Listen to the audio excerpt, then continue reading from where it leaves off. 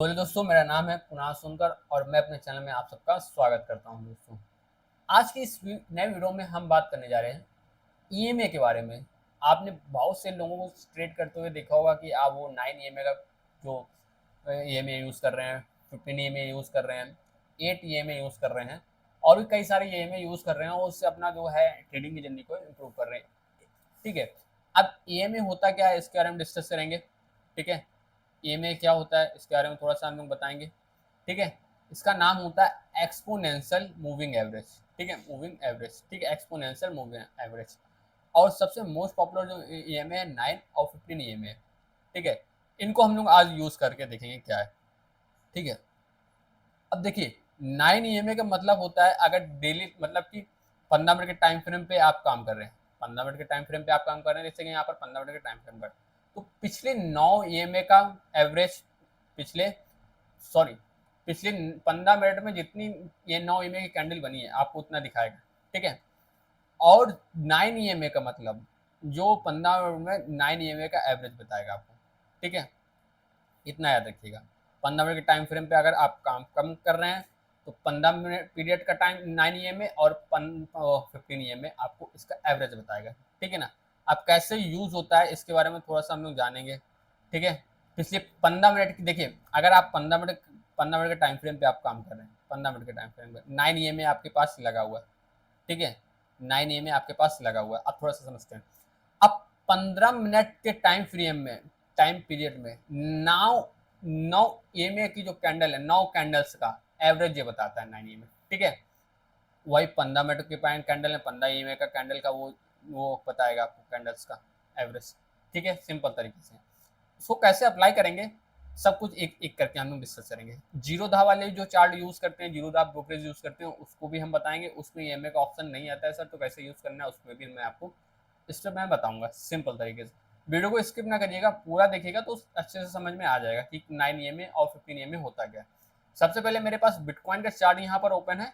ठीक है, ऐसे एक स्कैल्पिंग के तौर पे हम इसको यूज करना ज्यादा प्रेफर करेंगे। सबसे अच्छी बात। ठीक है ना, स्कैल्पिंग के तौर पे हम यूज करना सबसे ज्यादा प्रेफर करेंगे इसको। अब थोड़ा सा हम लोग क्या करेंगे, थोड़ा सा इसको हम लोग चार्ट को थोड़ा सा रिफ्रेश करते हैं और जो ईएमए है उसके बारे में हम डिस्कस करते हैं। देखिए, सबसे पहले मैंने आपको एक चीज बताया था, सपोर्ट एंड रेजिस्टेंस। कि सपोर्ट रेजिस्टेंस क्या होता है, जैसे कि यहाँ पर टॉप मार्केट बार बार ऊपर से रिएक्ट कर रही है, जहाँ से रिवर्स ले रही है वहाँ पर मार्केट का सपोर्ट होता है, और जहाँ से मार्केट बार बार सपोर्ट ले रही है नीचे से रिवर्स कर रही है वहाँ पर होता है मार्केट का सपोर्ट। अब ईएमए में भैया सपोर्ट रेजिस्टेंस का क्या काम है, इसको अब आप बता दीजिए, इसके बारे में बताएंगे। थोड़ा सा वीडियो में देखते रहिएगा, अच्छे से समझते रहिएगा, आपको सब पता चल जाएगा, है ना। चलिए वीडियो को आगे बढ़ाते हैं, इंडिकेटर के सेक्शन पे आएंगे। यहाँ पर हम लोग सिंपल सा टाइप करेंगे ईएमए। यहाँ से हमने ईएमए टाइप किया तो यहाँ पर मूविंग एवरेज एक्सपोनेंशियल आपको एक इंडिकेटर देखने को मिल जाएगा। यहाँ पर आपको सिंपल तरीके से 2 बार क्लिक करना होगा। क्या करना होगा, 2 बार क्लिक करना होगा। तो यहाँ पर आप देखेंगे, यहाँ पर आके 2 बार ये इंडिकेटर यहाँ पर वो लग चुका है। इसकी सेटिंग आपको चेंज कर लेनी है, दूसरी सेटिंग पे आपको आना है, यहाँ पर डाल देना है 15 ईएमए। ठीक है, 15 डाल देना है और स्टाइलिश वाले सेक्शन पे आएंगे। ठीक है, इसका जो कलर है आपको चेंज कर लेना है अपने अकॉर्डिंग। मैं यहाँ पर ब्लैक कर दे रहा है इसका कलर। ठीक है ना, तो आपको आप अपने अकॉर्डिंग जो करना चाहे वो कर सकते हैं। यहाँ पर हमारे पास 2 लाइन ऐड हो चुकी है, 9 में 15 में।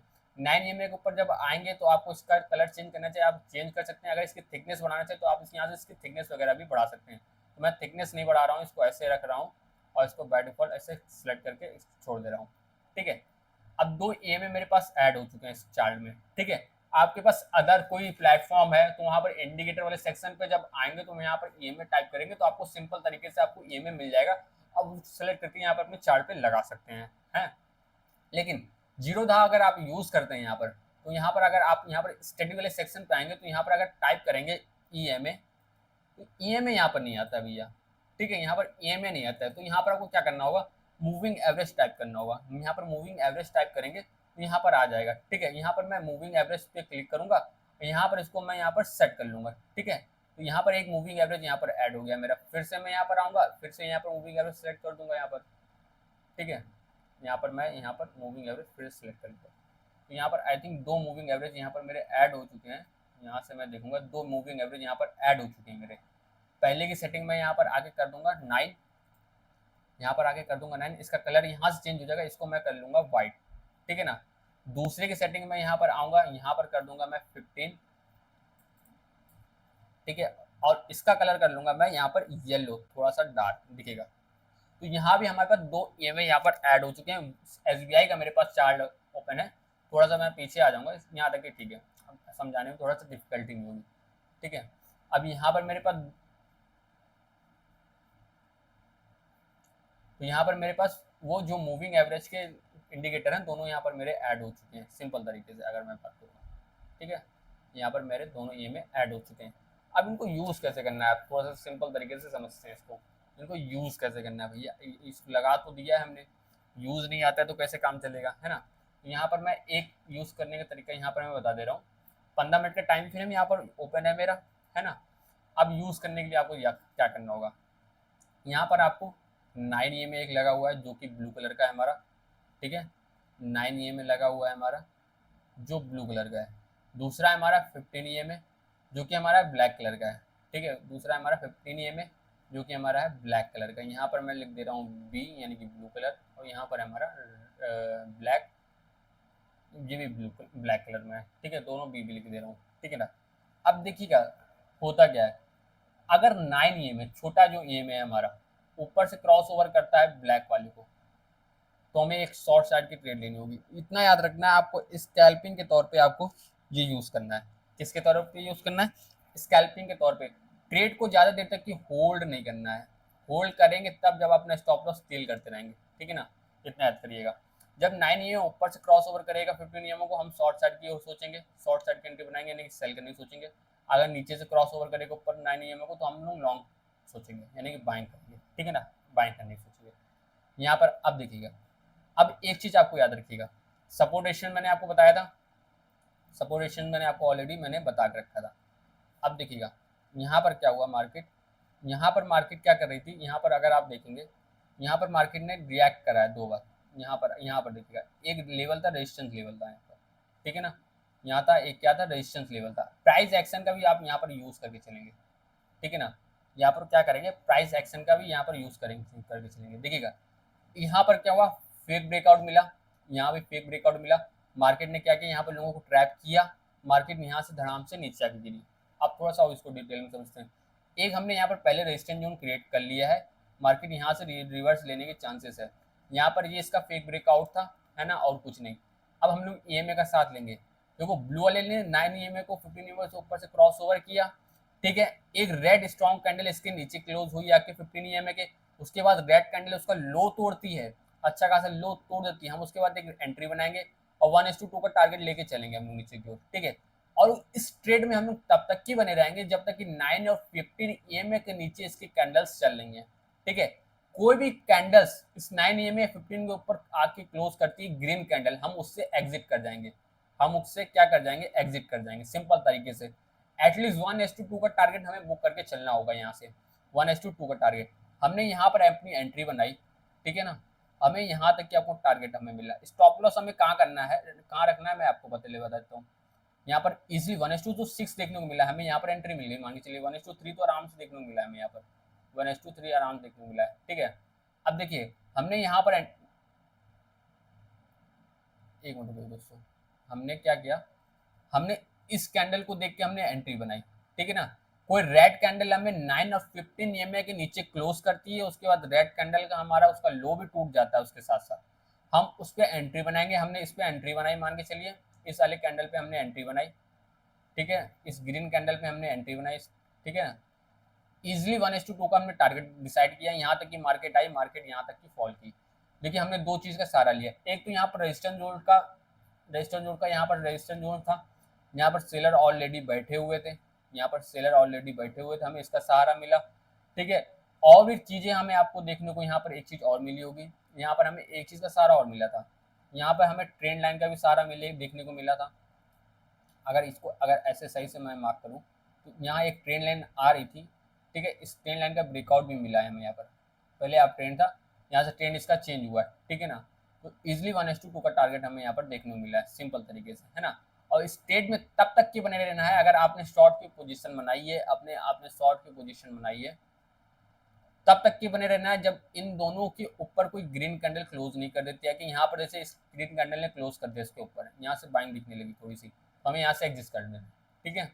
अब एक बाइंग साइड की ट्रेड लेते हैं, कोई अच्छी सी बाइंग साइड की हम ट्रेड लेने की सोचते हैं।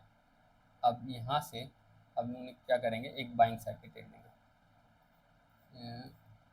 थोड़ा सा टाइम फ्रेम अगर चेंज करने के देखिएगा,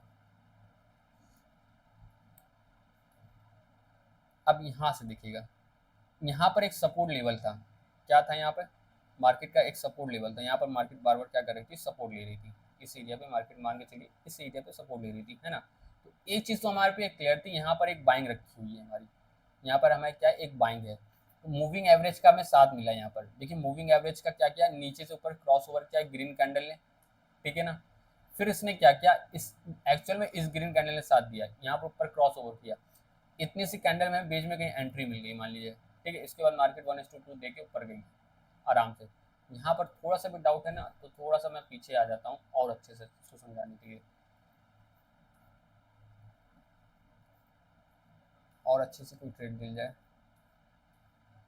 चलिए यहाँ पर देख लेते हैं, यहाँ पर क्या था, एक सपोर्ट एरिया था हमारा, ठीक है ना। यहाँ पर हमारे पास क्या था, एक सपोर्ट एरिया था, यहाँ से एक बाइंग आई थी हमारे पास, ठीक है, यहाँ पर एक बाइंग आई थी, ठीक है ना। तो हमें यहाँ पर पता है, यहाँ पर एक बाइंग रखी हुई है, यहाँ पर बायर्स बैठे हुए हैं, यहाँ पर बायर्स बैठे हुए ऑलरेडी, यहाँ पर बायर्स बैठे हुए हैं, यहाँ से बाइंग के चांसेस है।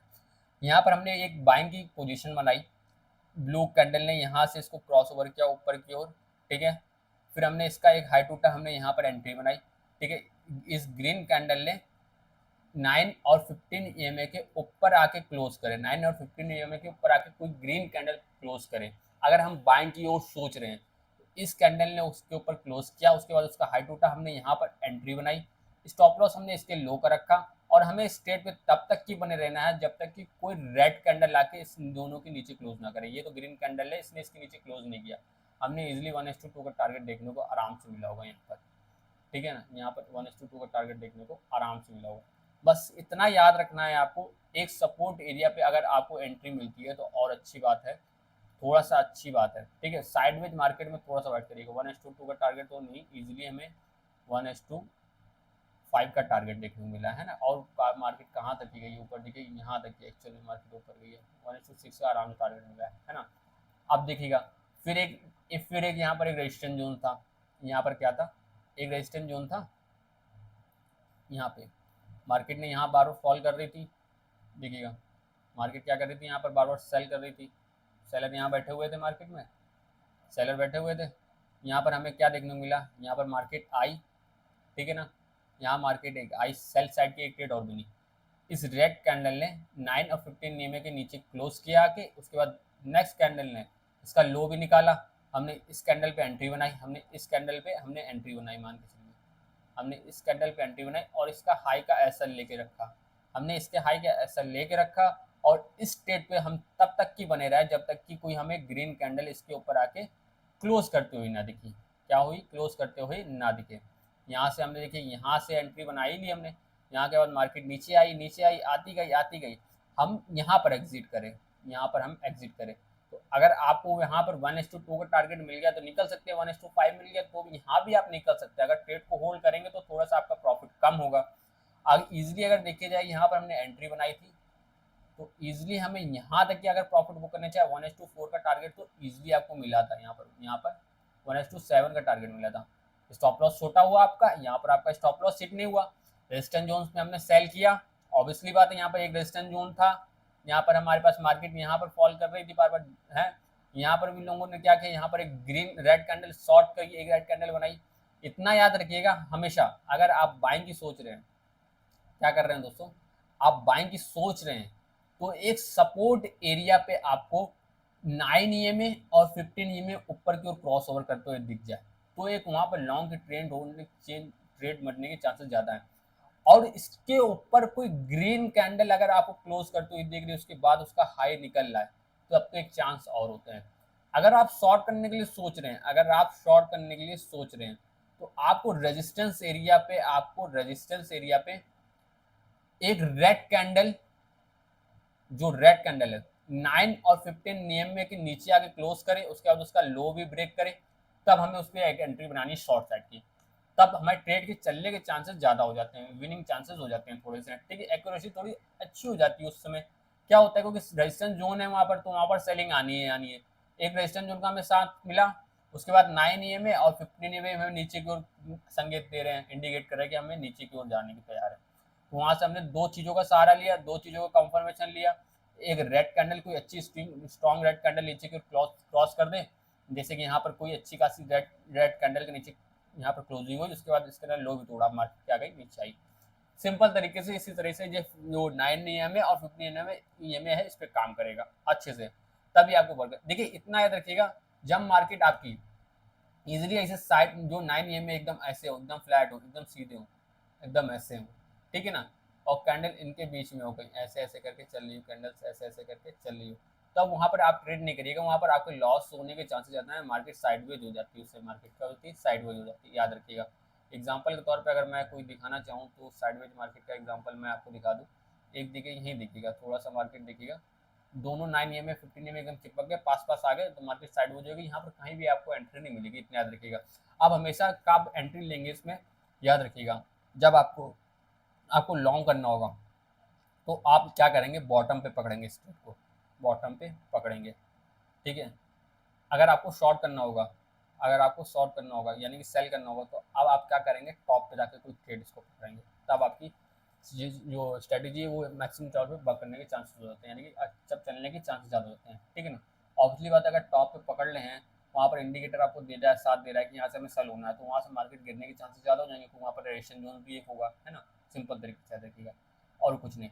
यही स्ट्रैटेजी आपकी कैसे वर्क करेगी, आपको मैंने बता दिया कि किसमें बाय कैसे करना है, स्टॉप लॉस कैसे एडजस्ट करके चलना है। आपको स्टॉप लॉस हमेशा याद करिए, चलिएगा बचा के चलिएगा अपना स्टॉप लॉस।